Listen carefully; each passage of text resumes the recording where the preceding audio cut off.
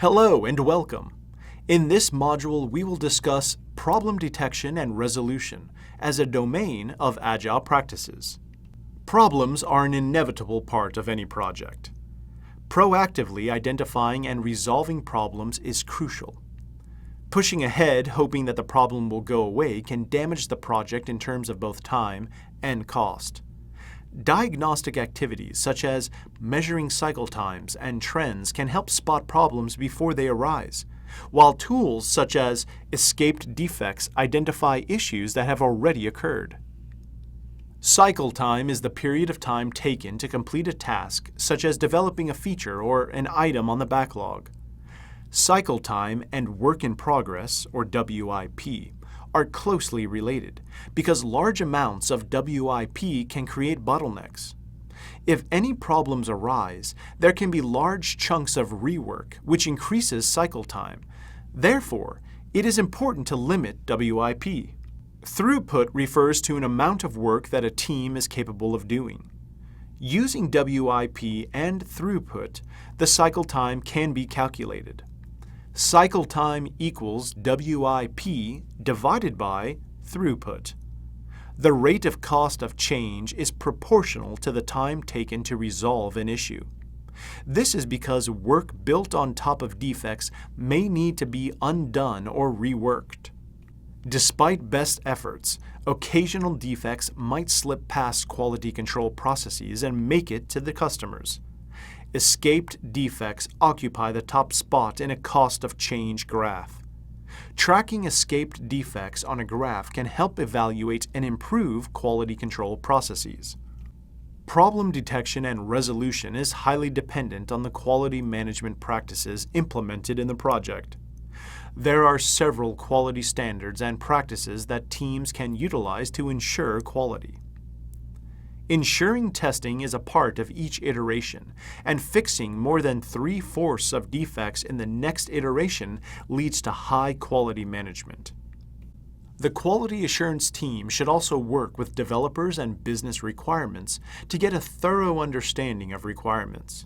Tests should be automated as frequently as possible. Defects should be considered as fixed only when business representatives accept that they have been fixed.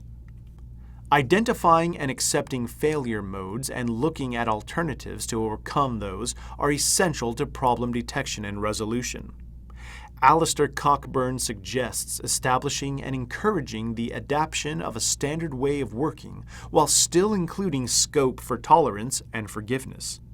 He also says that creating a concrete representation of the final solution will help overcome failure modes. Another step to take is to alter or modify an existing design that can act as a framework for the solution instead of starting from scratch. Further, assigning work based on the personality types of different team members and attracting and retaining the best talent are effective ways to overcome failure modes. Providing quick and continuous feedback also helps a good deal. Let us now look at variance and trend analysis. Variance is the measure of how far an actual outcome is from the expected outcome. Although variance is normal and acceptable within limits, it is important to know how to manage when variance is beyond acceptable limits. Common cause variation is the difference in work output in a daily or weekly scenario caused by normal factors. Special case scenarios refer to variation due to new developments or special factors. While dealing with variances, managers might confuse common cause variation with special cause variation and vice versa.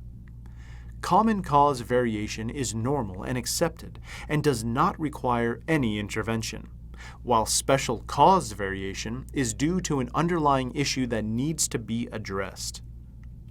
Trend analysis gives project managers an indication of potential issues before they have cropped up. Lagging metrics, such as the proportion of budget that has been utilized, provide insights into things that have already occurred. Leading metrics provide information about things that may be happening or about to happen in a project. Control limits can provide warning signs about problems that may occur. Task boards are a good tool for team enforcement of control limits because they restrict the team from undertaking too many tasks. And using continuous integration techniques, developers commit new and modified code into the code repository whenever possible. This mitigates the problem of multiple team members making changes to obsolete code, ensuring that only the latest code is worked on. This avoids any compatibility issues. Now let's look at RiskBased Spike. A risk-based spike is an exercise during which a problem is analyzed. An isolated experiment is performed to find a solution for a problem. The problem is eliminated if the experiment is successful.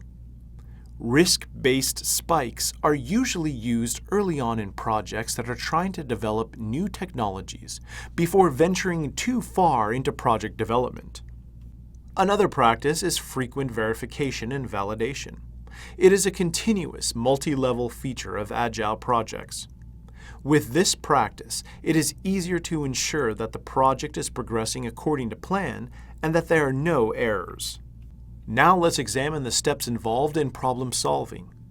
The first step is to gather data. The data should have a shared view.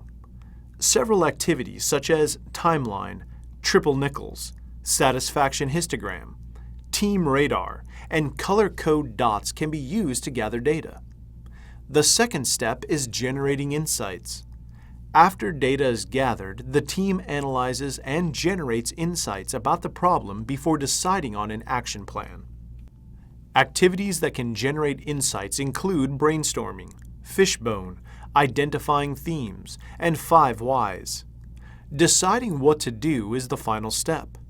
Using activities such as short subjects, SMART goals, a retrospective planning game, force field analysis, and circle of questions, teams formulate and validate approaches to resolving problems. And with that, we've come to the end of the module. We hope that you've benefited from this video. Thank you for learning with us.